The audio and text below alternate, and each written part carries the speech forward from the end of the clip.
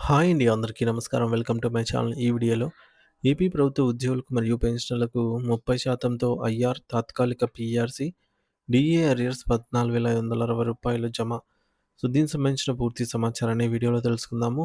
Video అయితే ఎక్కడ కానీ స్కిప్ చేయకుండా ఎండ్ వరకు చూసేయండి. అప్పుడే ఇన్ఫర్మేషన్ పూర్తిగా అర్థమవుతుంది. అలాగే వీడియో చూస్తున్న ప్రతి ఒక్కరు లైక్ చేయండి ఫ్రెండ్స్. ఈ వీడియోని తోటి ఉద్యోగ, పెన్షన్ మిత్రులతో అయితే షేర్ చేయండి. కొత్తగా మన ఛానల్ చూస్తున్నవారు ఇంకా సబ్స్క్రైబ్ చేసుకోకపోతే వెంటనే మన ఛానల్‌ని సబ్స్క్రైబ్ చేసుకోండి. సబ్స్క్రైబ్ చేసుకోవడం ద్వారా నేను చేసే వీడియోస్ అన్నీ మీ వరకు రీచ్ అవుతాయి. ఇక ఆలస్యం చేయకుండా వివరాల్లోకైతే వెళ్ళిపోదాము. ఫ్రెండ్స్ ఇక విషయానికొచ్చినట్టయితే ఆంధ్రప్రదేశ్ రాష్ట్ర చరిత్రలోనే ఒక అపూర్వ ఘట్టంగా అభివర్ణించబడేటటువంటి ఒక ఆర్థిక సంవత్సరానికి సంబంధించి 2026, 27 బడ్జెట్‌ను రాష్ట్ర ప్రభుత్వం అత్యంత భారీ వ్యయంగా రూపొందించింది. శాసనసభ వేదికగా గౌరవనీయులైన మంత్రి ఆర్థిక మంత్రి పయ్యావుల కేశవ్ గారు ప్రవేశపెట్టబడినటువంటి ఈ యొక్క మొత్తం బడ్జెట్ విలువ అక్షరాల 3,32,205 రూపాయలు. మరి ఇంతటి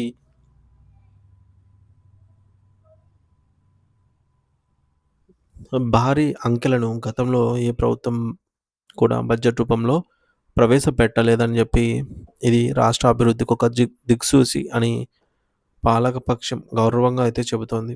సో, గతంలో గూడా కూటమి ప్రభుత్వం బడ్జెట్ ప్రవేశపెట్టింది. అప్పుడు రూ. 3,22,000 అయితే కాగితాల మీద కనిపిస్తున్న ఈ వెలుగులు అంకెల వెలుగులు రాష్ట్ర యంత్రాంగాన్ని నడిపించే ప్రభుత్వ ఉద్యోగులు, ఉపాధ్యాయులు మరియు విశ్రాంత పెన్షనర్ల జీవితాల్లో మాత్రం ఆశించిన వెలుగులను నింపలేకపోయాయి అని చెప్పాలి. ఎందుకంటే రాష్ట్రం ఇంతటి భారీ బడ్జెట్‌ను కేటాయించినప్పటికీ తమ యొక్క ప్రాథమిక ఆర్థిక సమస్యలకు పరిష్కారం లభించలేదని వారంతా తీవ్ర నిరాశలో మునిగిపోయారు. సో, ముఖ్యంగా రాష్ట్ర వ్యాప్తంగా ఉన్న లక్షలాది మంది ఉద్యోగులు మరియు పెన్షనర్లు ఈ బడ్జెట్ ప్రసంగంపై ఎన్నో ఆశలు పెట్టుకున్నారు. గత కొంతకాలంగా పెండింగ్‌లో ఉన్న బకాయిలు, పాత బకాయిల చెల్లింపులు మరియు కొత్త వేతన సవరణకు సంబంధించిన ఏవైనా సానుకూల నిర్ణయాలు వెలువడతాయని వారు ఆతృతగా అయితే ఎదురుచూశారు. అందులో ప్రధానంగా 30% మధ్యంతర భృతి, ఐఆర్ ప్రకటిస్తారని, తద్వారా పెరిగిన నిత్యావసర ధరలను నుంచి తమకు కొంత ఉపశమనం లభిస్తుందని వారు భావించారు. కానీ బడ్జెట్ ప్రసంగం ముగిసిన తర్వాత వారికి కేవలం నిరాశే మిగిలింది. పీఆర్సీ నియామకం వంటి కీలకమైన అంశాలపై కనీసం ప్రస్తావన కూడా లేకుండా పోవటం వారి యొక్క ఆగ్రహానికి కారణమైంది. ఎన్నికల సమయంలో తమకు అండగా ఉంటామని, అధికారంలోకి రాగానే సమస్యలన్నిటినీ తీరుస్తామని ఇచ్చిన హామీలను ప్రభుత్వం విస్మరించిందని ఉద్యోగ సంఘాలు బాహాటంగానే విమర్శిస్తూ ఉన్నాయి. మరింత లోతుగా పరిశీలిస్తే 12వ పీఆర్సీకి సంబంధించిన ఆర్థిక కేటాయింపులు అసలు బడ్జెట్‌లో లేకపోవడం పెద్ద చర్చకు దారితీసింది. నిజానికి 2023 జూలై 1 తేదీ నుంచే 12వ పీఆర్సీ అమల్లోకి రావాల్సి ఉంది.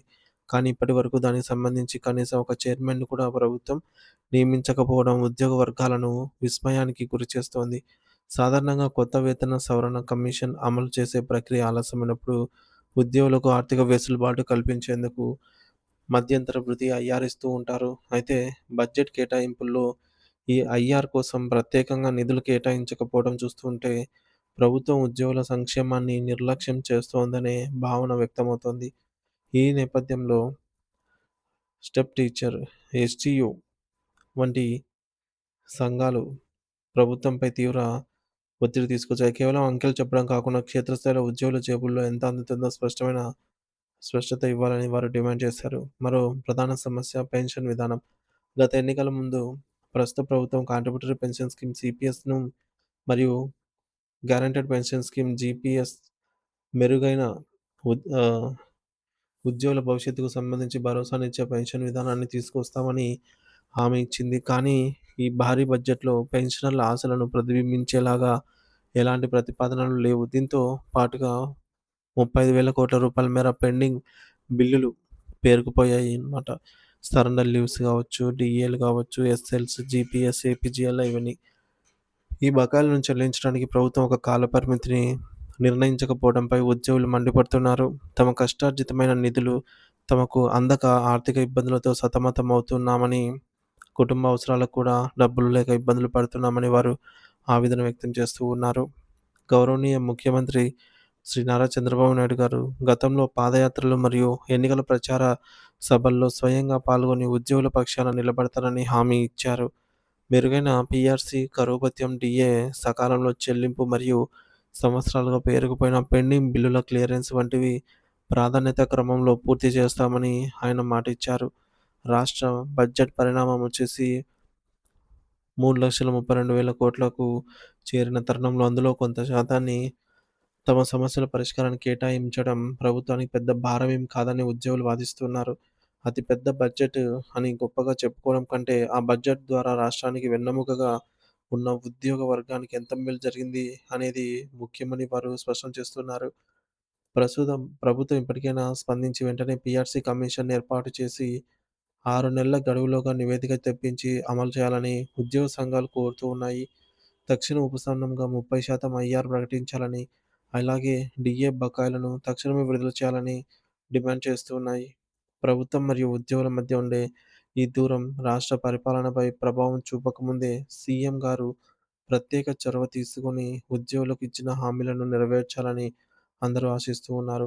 రాష్ట్ర అభివృద్ధిలో భాగస్వాములైన ఉద్యోగుల మనోభావాలను గౌరవించి, వారి ఆర్థిక భద్రతకు హామీ ఇవ్వటమే ఈ బడ్జెట్‌కు అసలైన సార్థకత అని ప్రజలు భావిస్తున్నారు.